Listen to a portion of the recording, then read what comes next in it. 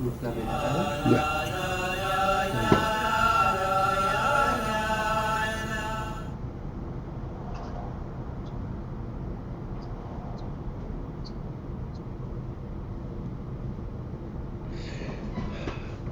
I'm sure you realize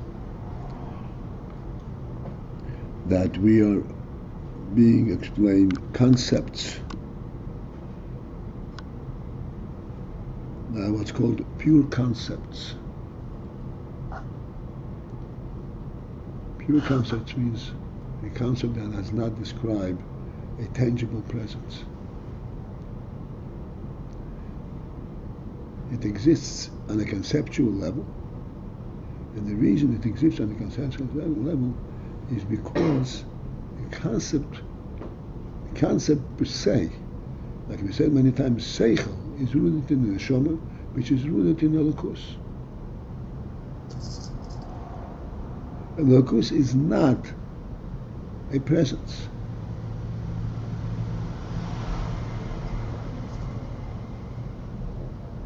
And this is where we get this kind of concept. And the whole in Chassidus is a chochmah, Torah in general, and Chassidus in particular is exposing the elokus in Torah.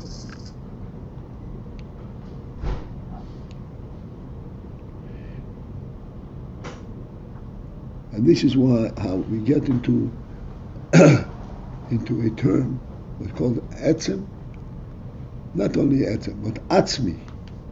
As we pointed out, atzmi is really a notch above the from etzem.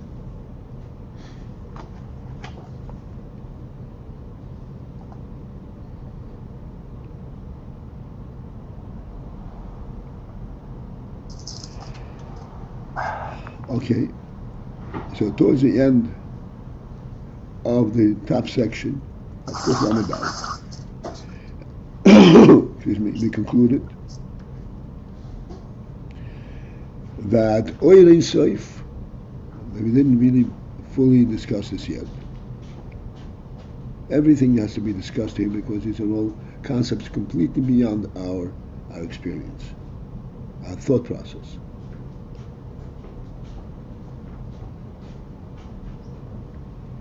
The AYIN, we said AYIN Sof, we concluded now AYIN Sof means the AYIN Sof inference is referring to the AYIN, not the source of the AYIN. The AYIN is Ein Sof. So here we have to emphasize why we say that the AYIN is Ein Sof and Ein Leitchila. All we're referring to is it associated eventually to the or of the first day? Or? Of the or of the first day? Vayehi or? Oh, no. No? No. I was afraid of. Okay. No. This is always I used the oil of the first day as a mashal. Okay. What was it a mashal for?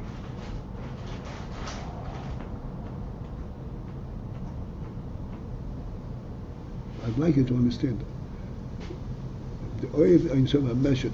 You want says the oil of the first day could not continue to be in the world.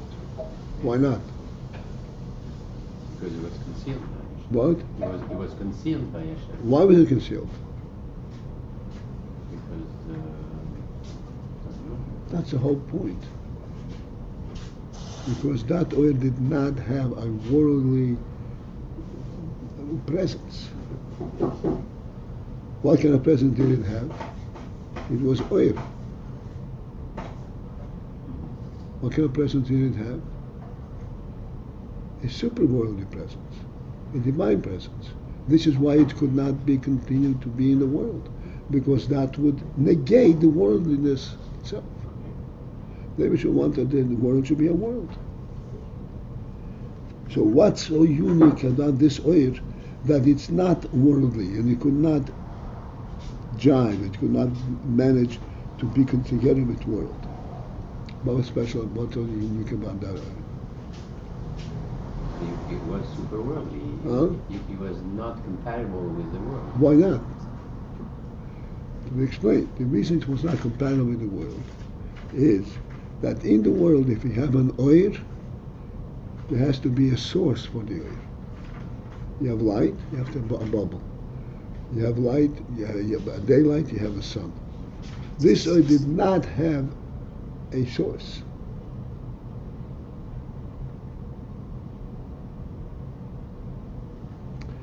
In other words, it did not have a beginning.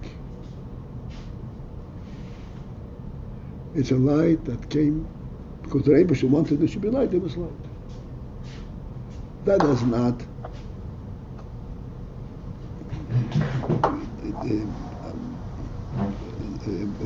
combine, does not relate to world. In world there has to be, to explain the presence of light, you have to have a source of light.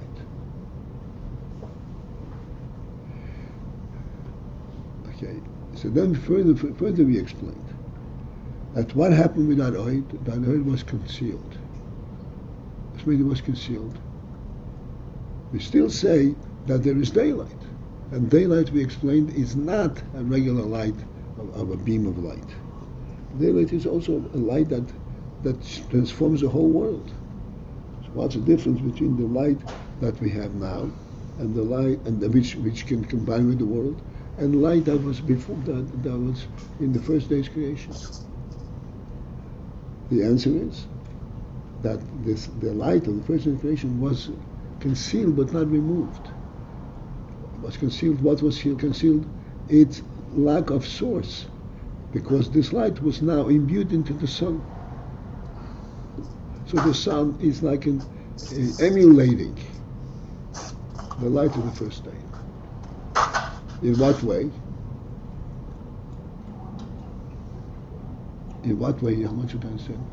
The sunlight, even though it's sunlight, and we have a source, but really what the sun is giving, not what we call a light. Give me a light, a flashlight. The sun does not illuminate in an illuminating manner. Normally illumination, if you put on a flashlight, please understand, if you put on a flashlight, you're illuminating, you bring light into the darkness. From a source. Was? From a source. From a source. Please listen to what I'm saying. You bring light into the darkness. You're not eliminating darkness, you're illuminating darkness. This is how things are in the world. You bring light and the darkness remains, except you bring light there. Daylight eliminates the darkness. So therefore this is not a normal worldly level of light. So this light is actually an element that was created in the first day of creation. To describe what world is, it's not a light in a normal way, except because it was imbued into the sun. So therefore, it has a source. It no longer clashes with world. So now we can have in the world daylight, and the world can accept. To remain on this call, press 1.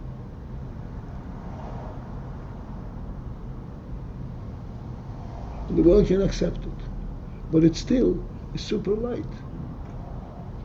So originally my question was, from what you exactly said, is Or and Sof refers to the Or. I wanted to clarify. When you say the Or, what do you refer to? It's a different. So no. So this was a moshel. This was not. Oil in Sof is a godly oil, not the oil that you can see in the world. Oil in Sof is a godly revelation that enables ultimately the creation of the world. creation of the world, not illuminating the world, creation of the world. So this Oyer Ein Sof,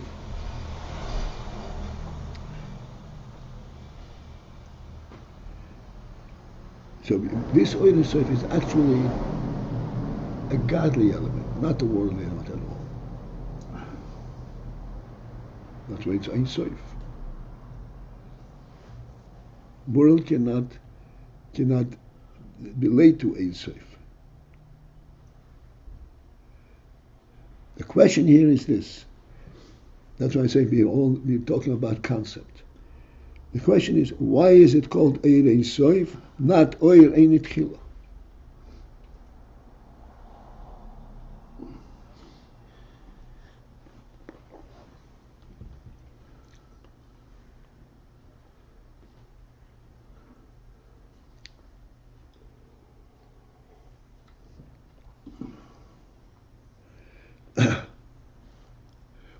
What's the difference between Ein Ein Sof and Ein Tchila? Should we go into that? We already went into that.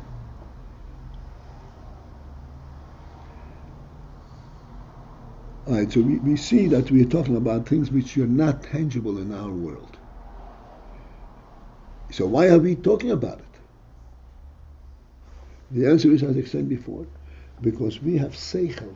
Seichel has access to the neshama perception, not a goof perception. If you want to translate it in the goof level, we are completely misplacing it.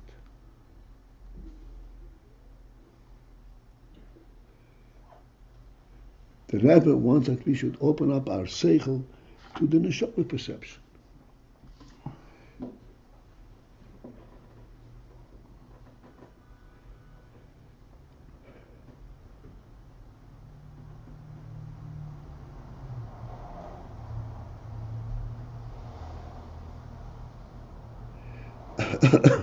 Let's start 3 lines from the end of the top section.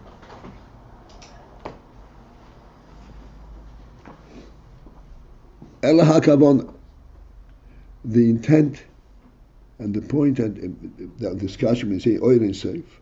But Oyer Ein Sof, the intent, the reference of Oyer Ein Sof is intended to refer to al ha'oyer, refer to the Oyer, not to the source of the Oyer, but to the Oyer itself. And there, when we're talking about the Oyer, it's appropriate to say Ein Ein Sof, not Ein Tchila. Why? The ha'oyer, because the Oyer, as a matter of fact, yesh lo tchila. The Oyer yesh lo tchila does have a beginning.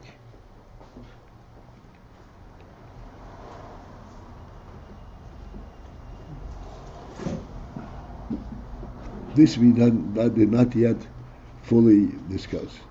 The Oyer yesh lo tchila, it has a beginning.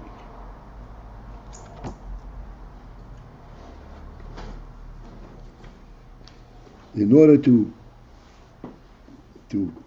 put this in perspective and understand what the Rebbe is talking about, we have to first discuss the Yin from Yesh Tchila and Sof.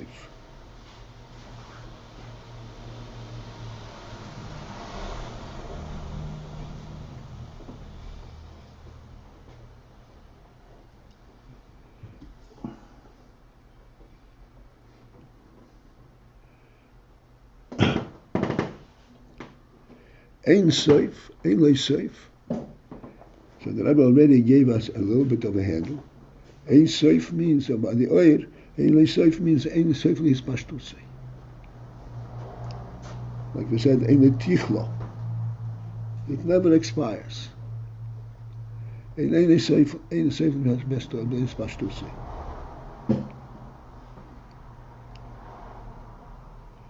Essentially, this would mean, if we want to put it in our terms, it encompasses, like for example, in a human being, we have a neshama, we have seichel, which is completely on a conceptual level.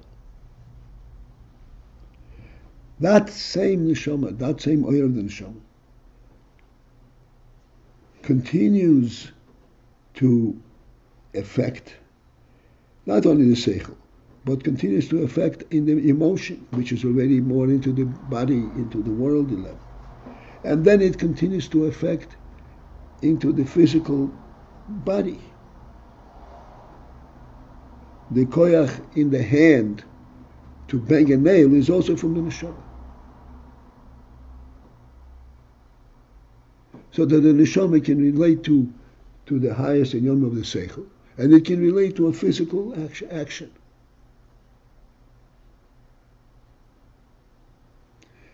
This is the concept ein tov hitpashtus. There's no end as to where it can express itself. The life of the neshama can express itself even in banging a nail. As long as there's a sufficient keli. Right? What? As long as there's a sufficient keli to receive it. Yes. I mean, okay, that's obvious. But the force in the keli is the oyer, the oyer hanefesh. This is what ein tov hitpashtus. This is an oyer hanefesh. There is a big difference between what we conceive in our brain and the koyach that ultimately acts in swinging the hammer.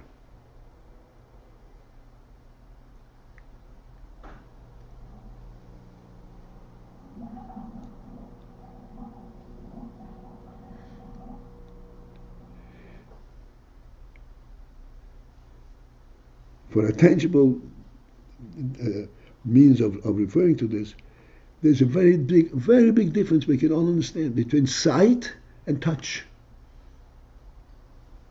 Sight is also observing a physical entity, and touch is a big difference.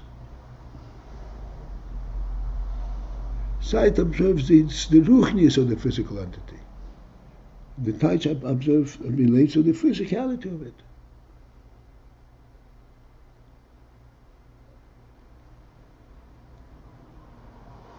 This is all part of the hitpashtus of the oyer hanefesh. You can go from the seichel and from life itself all the way to identifying with the physical entity.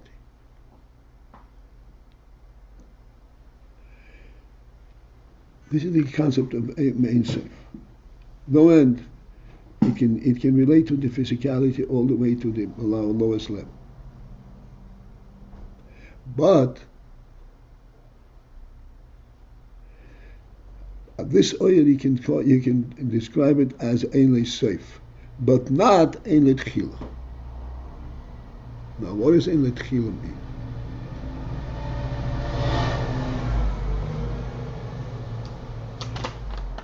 So the REBBE says it has a tchila. I said at the end of the third line from the top section, the oyer yesh a tchila. That's why it's called oyer ein sof, because the oyer does have a tchila. What does it mean? Ein yesh a tchila? Shehu atzmi.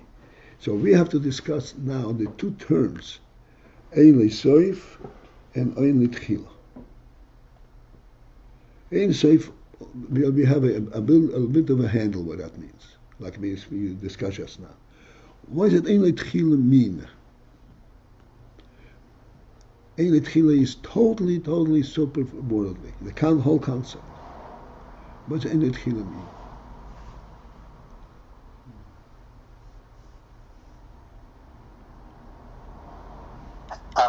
Excuse, can I ask something of what was talking before?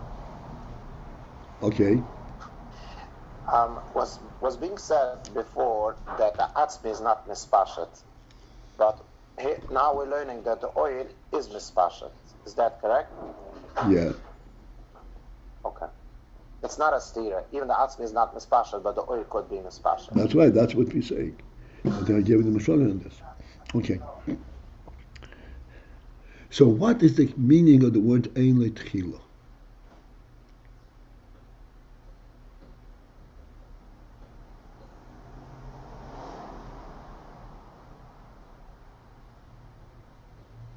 So the Rebbe says the oil yesh l'tchila. And what is the tchila of the oil? Shuhu atzmi. This is 2 lines from the bottom. This is the atzmi is the tchila of this oil. What is this saying? There's a simplicity to it, but that is not what the Rebbe is talking about. The simplicity of it is the oil comes from the atzim.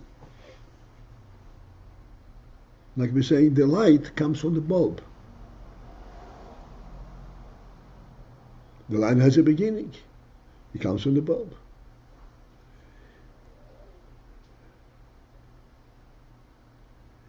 Where is the significance of this term yesh l'tchila?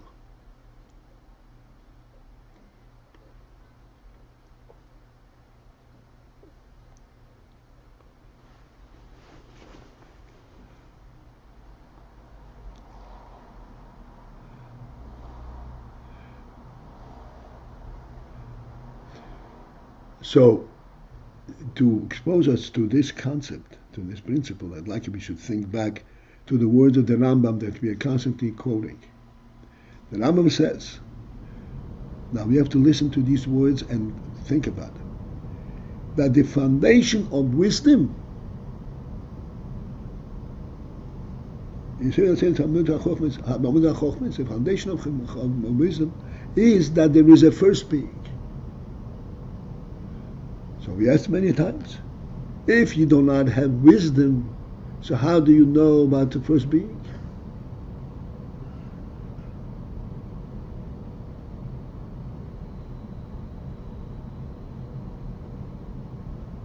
The first being defies the level, the seichel.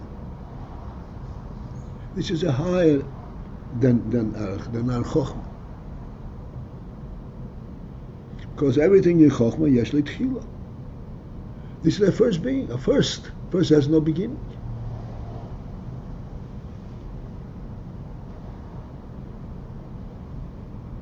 This is important to realize, to recognize that there is a first being. This first being does not have a beginning, does not need a beginning, and it defies the whole concept of beginning.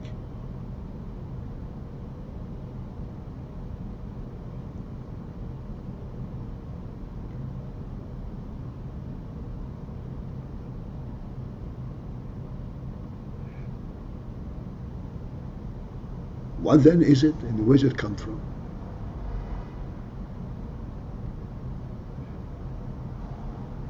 And this is and what we are learning now. It does not come from any place. This is the divine. This is the divine truth. This is not a worldly truth. Everything worldly has to have a source, because it was preceded by not being. Since it was preceded by not being, so therefore there has to be what brought it to be. What brought it here.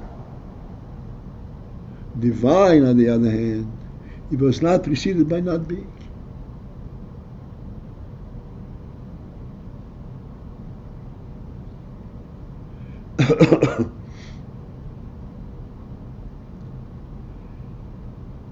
How do we, earthlings,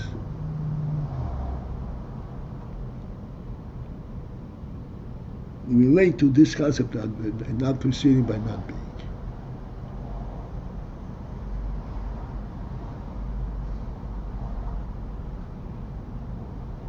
So the only way to give us a kind of a, as I said, a relating to it, not explaining, but relating to it.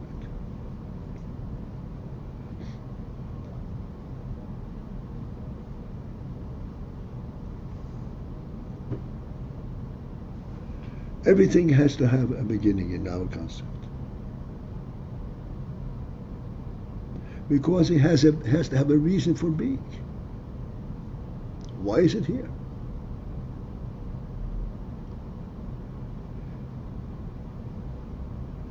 the highest state of being by us is something that has a purpose.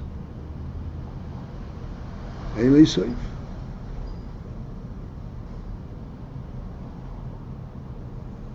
It was started off because in order to accomplish such and such. This is the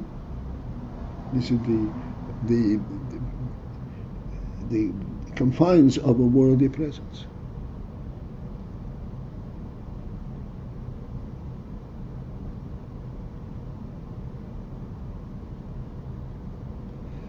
But then there's a different realm, a different domain completely. In the world, there has to be a tchil. As I said, because it's there to accomplish something. And atzmi is not there for the purpose of what it can accomplish.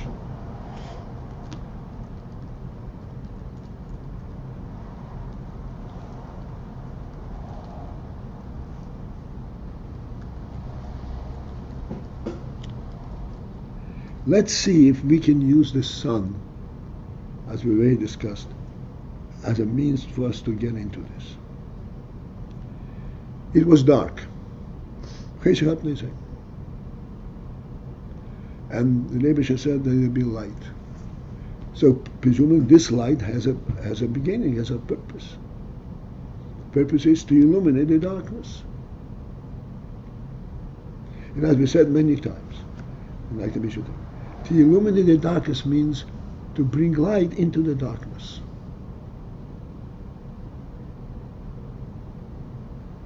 So that you should be able to see even though it's dark. But then we take a look at the sun, at the light that we have from what's called daylight. Daylight, there is not, darkness did not call for the daylight.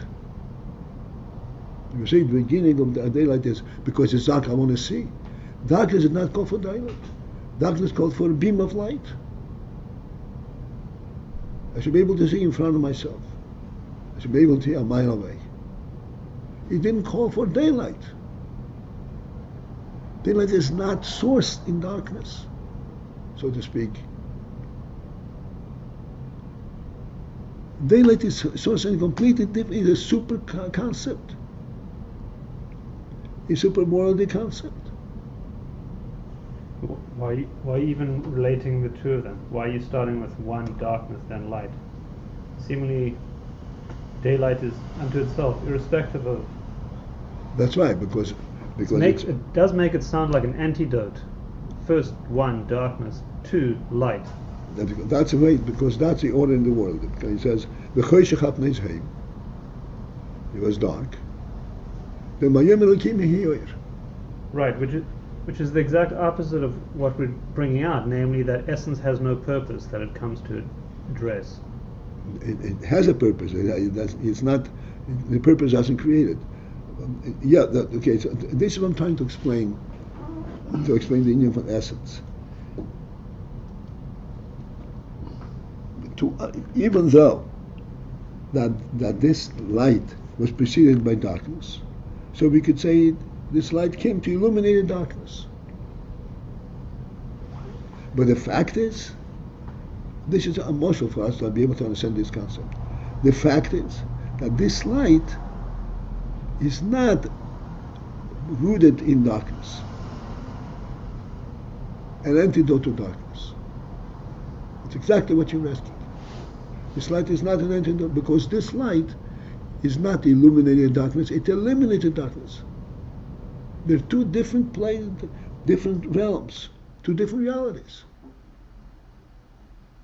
Each one has his time, day and night. Different kingdoms, so to speak. Rabbi, I'm sorry. Our understanding of darkness is that it's the absence of light. That's how I guess we conceive of, understand darkness. But this darkness sounds like like Jonathan is saying, an entity unto itself, a kind of a primal presence that's darkness, that this light eradicates. But just the setup seems that it's based on our understanding of it being the absence of light. So it's a little confusing as to what kind of darkness this is, I guess. Okay, right. In order to get into this, we have to go back to the way the Torah describes the creation. When is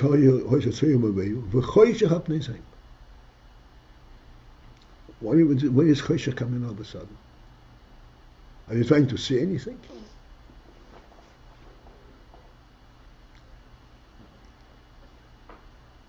The point there is describing what the world is.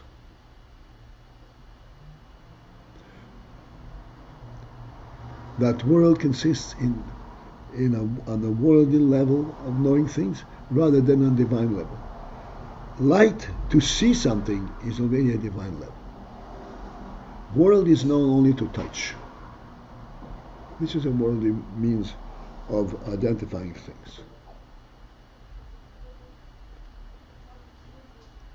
That's what the Torah says. This choshech is not the absence of light. This is the basic state of the world. Absence of sight. What with me? An absence of sight. Absence of sight. And the fact that it's sequential does not mean it came to answer the situation in number one. That's right. Because if it came, in other words, if the light, and that's why the Oishin Nivra B'Yem Rishon is not just an antidote to darkness. Okay. It's a different world. Okay. That's why you had to be Nignas. And this where we had the Rambam says Leida Sheyesh. There isn't a real, like we're pointing out, there isn't a real Yediyah, because we're saying it's preceding Seichel, yeah? Oh, yeah, that's right. This idea is not via a Seichelic process, because we don't have Seichel yet. This is what gives us Seichel. So what is it? This is an essential knowledge coming directly from super knowledge, from the neshama.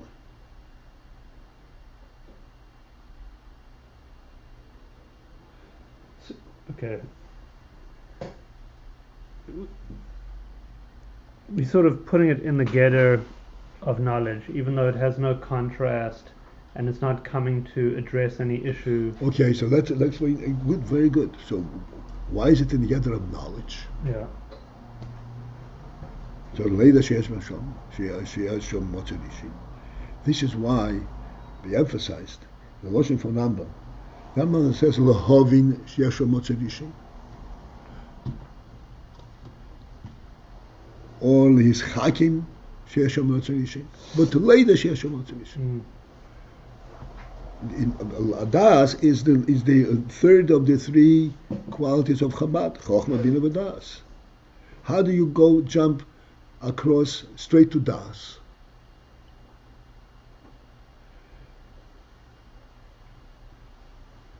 So the principle in this is Das and the world goes through the process of Chochmah, Bina, and Das.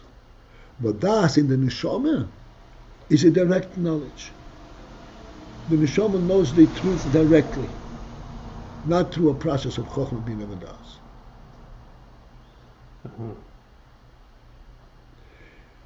Later, so we said many times that this is at the level of Emunah, this is the level of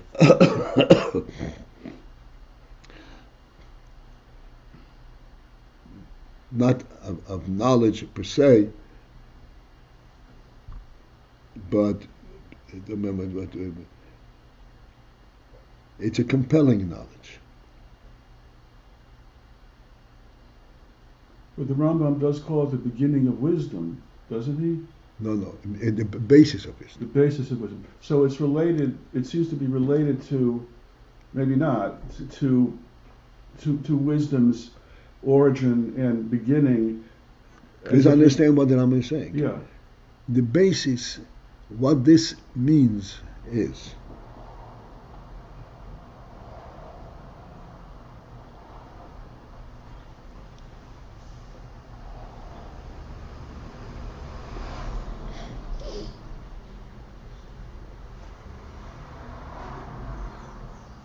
we human beings were blessed with a quality that supersedes all other animals, all other creatures.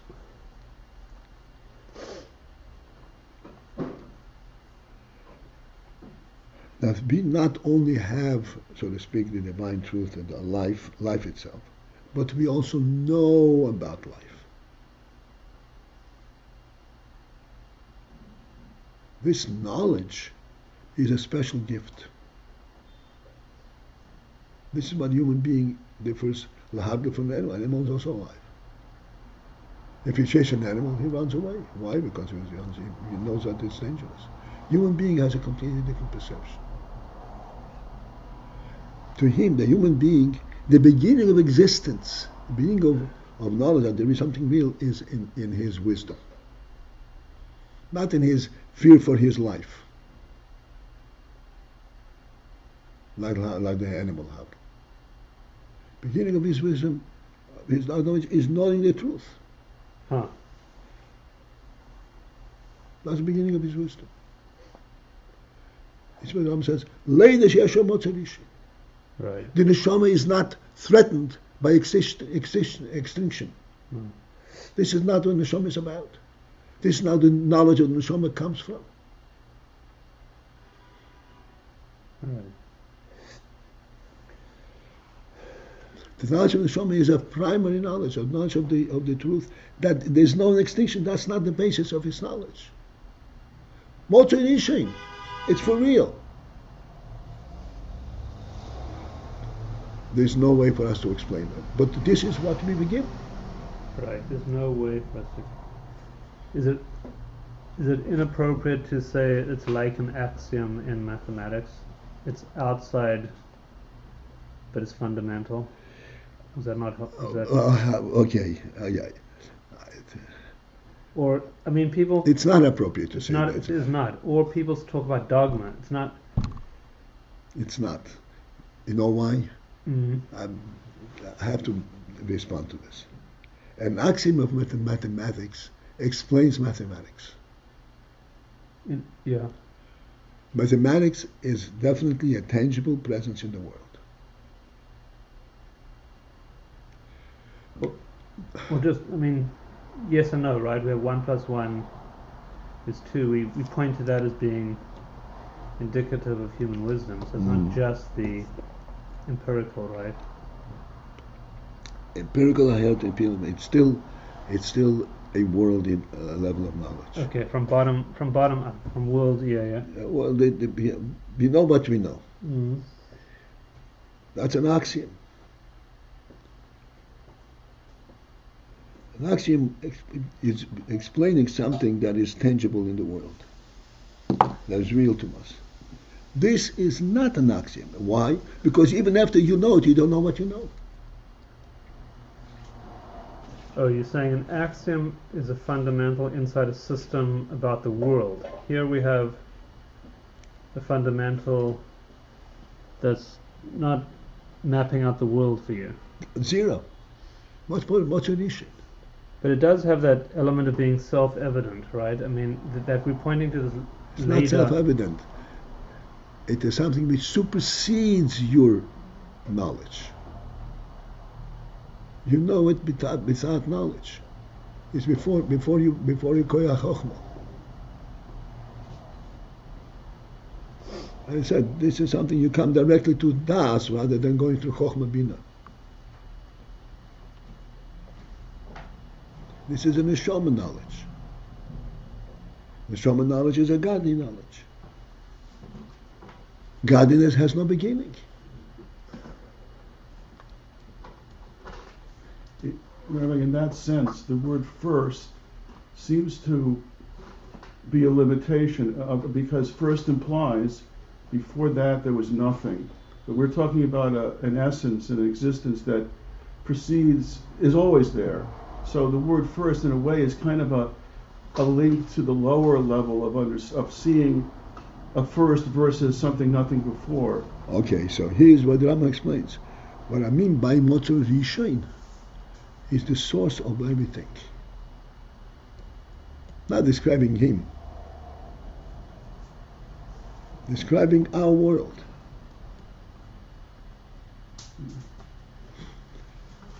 Describing our world. Our world came from Motor Rishon.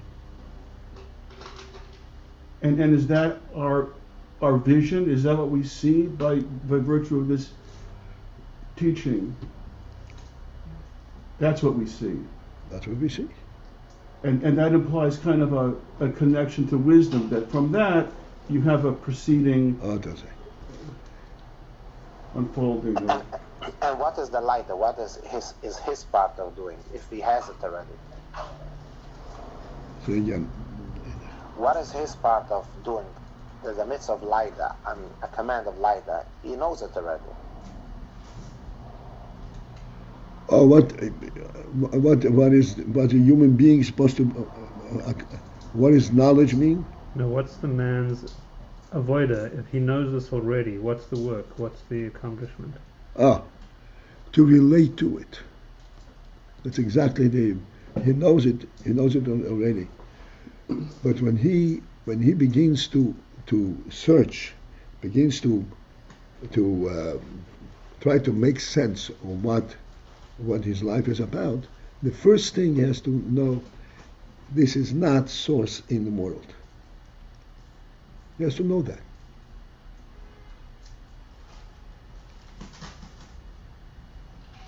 And thus, his own life is also based on a Motor Rishon. What is the right thing for me to do?